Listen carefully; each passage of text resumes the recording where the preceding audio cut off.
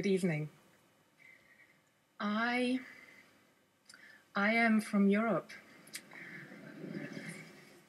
How many of you have been to one of the other 26 EU countries? Raise your hands. Wonderful, isn't it? Wonderful and diverse. But hold on a minute, Katinka. You're going to say, what has this got to do with the motion? What has Europe got to do with the European Union?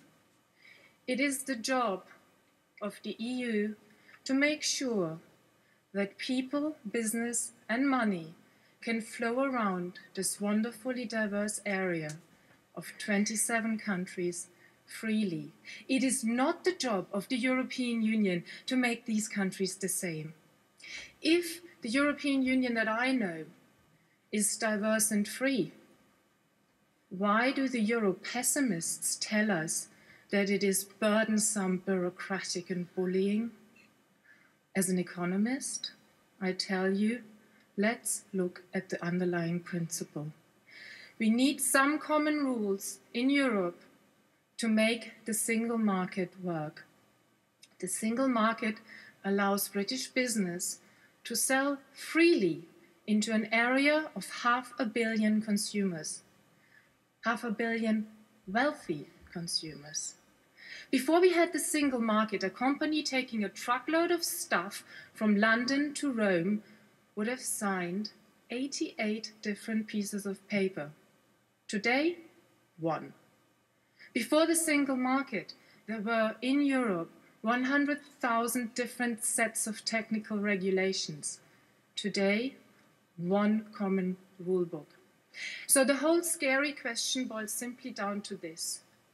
Would purely British rules be less burdensome for business or more burdensome? I have no idea. What I do know is that if Britain makes its own rules that are different from those on the continent, it loses access to the safest and biggest single market in the world. We've become cynical about the achievements of European integration. Peace, blah, blah, freedom, yawn. But my father was a refugee. He wasn't even allowed to live in his own country. I want my daughter, I want your children to have the freedom to look for opportunities on the entire continent. I do not want them to be stuck behind high national walls erected by the Euro pessimists.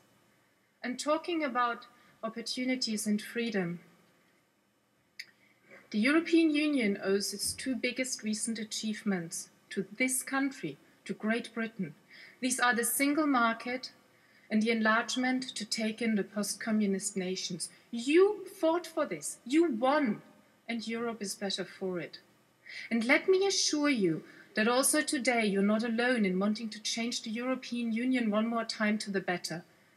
Angela Merkel wants a small EU budget just as much as David Cameron. Hey, we're stingy too. Britain has allies. It can work with them to change things. The Great Britain that I have come to know and love over the last 20 years has the conviction and the courage to do this. It is not a defeatist little island that squeezes its eyes shut and hopes that the world will go away.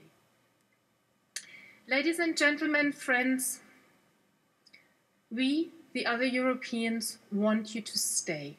The French want you to stay because they share your global outlook and your courage to act abroad. The Poles want you to stay because they also cherish close ties with the Americans. And we Germans want you to stay because we need a liberally minded ally when it comes to open markets and trade. So there's only one thing for us to do here tonight and in the future, and that is to reject that motion and let's stay in this together.